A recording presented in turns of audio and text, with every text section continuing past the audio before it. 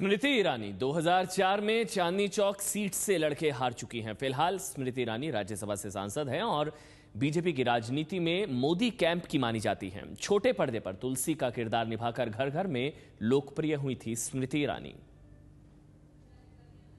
निश्चित है और आज की लक्ष्मी घर आती है तो हाथ पर बैठकर नहीं आती है। लक्ष्मी घर आती है तो हाथ में लालटेन लेकर नहीं आती है। लक्ष्मी घर आती है तो कमल पर बैठ कर आती है।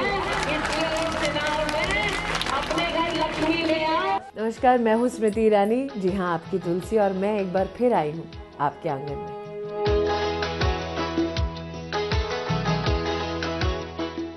करीब 9 साल तक घर घर में आदर्श बहू के रूप में लोगों के दिलों पर राज करना जिस तरह स्मृति ईरानी के लिए महज इत्तेफाक नहीं था, उसी तरह राहुल गांधी के खिलाफ चुनाव मैदान में उतरना कोई महज संयोग नहीं है।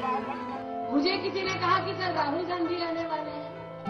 अभी तो बात गुजरात में कहा है और 2011 में राज्यसभा के लिए जब स्मृति ईरानी चुनी गई तो उनके फॉर्म पर प्रस्ताव के तौर पर नरेंद्र मोदी का दस्तखत होना भी कोई महज इत्तेफाक नहीं था। 38 साल की स्मृति के मुताबिक उनका बीजेपी के साथ जन्म का रिश्ता है। स्मृति ईरानी उस समय गुजरात में सरदार पटेल की स्टैचू ऑफ यूनिटी के निर्माण पर नजर रख रही हैं। दुनिया की सबसे ऊंची प्रतिमा के तौर पर प्रस्तावित इस प्रोजेक्ट के निर्माण से जुड़े लोगों की एक वर्कशॉप को स्मृति ने उसी दिन संबोधित किया था जिस दिन मूर्ति का शिलान्यास गुजरात के मुख्यमंत्री और प्रधानमंत्री पद के उम्मीदवार नरेंद्र मोदी और बीजेपी के वरिष्ठ नेता लालकृष्ण आडवाणी ने की थी। इस बात से अंदाजा लगाया जा सकता है कि स्मृति राजनीतिक रूप से मोदी के कितने करीब है। सिर्फ 10 साल के भीतर स्मृति ईरानी राजनीति में इतनी आगे आ गई है कि उन्हें मोदी ब्रिगेड की सबसे अगवा महिला बताया जाता है। बीजेपी में कुछ लोग उन्हें मोदी ब्रिगेड की सुषमा स्वराज तक भी कहते हैं। स्मृति के बारे में ये भी कहा जाता है कि कारोबार जगत और राजदूतों के साथ मोदी के जनसंपर्क की अहम कड़ी है। स्मृति ईरानी 2003 में राजनीति में आई। 2004 में बीजेपी ने उन्हें दिल्ली के चांदनी चौक से कपिल सिब्बल के खिलाफ चुनाव मैदान में उतारा। तो अपनी छुट्टियां उन्होंने मना ली 14 दिन की और वापस उसके बाद घर चले जाए।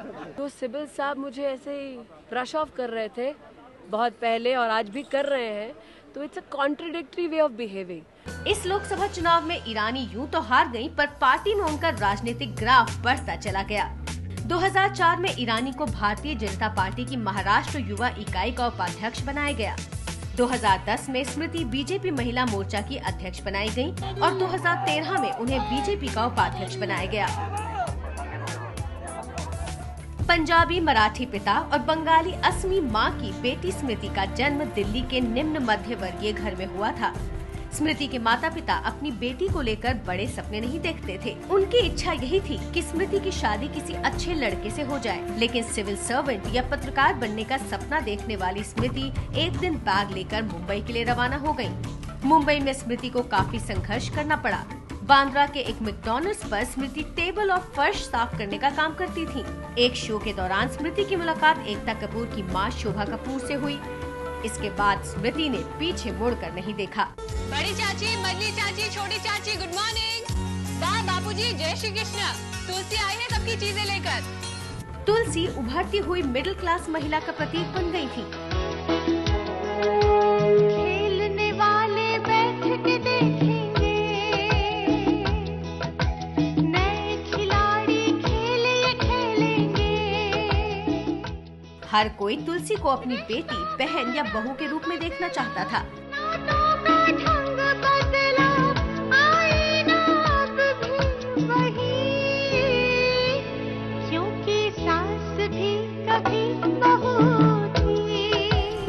पर स्मृति को तो राजनीति में कुछ करना था। के पात्र ने मुझे न सिर्फ देश में बल्कि विदेश में भी एक्सेप्टेबिलिटी दिलवाई। रिश्तों के भी रूप बदलते हैं,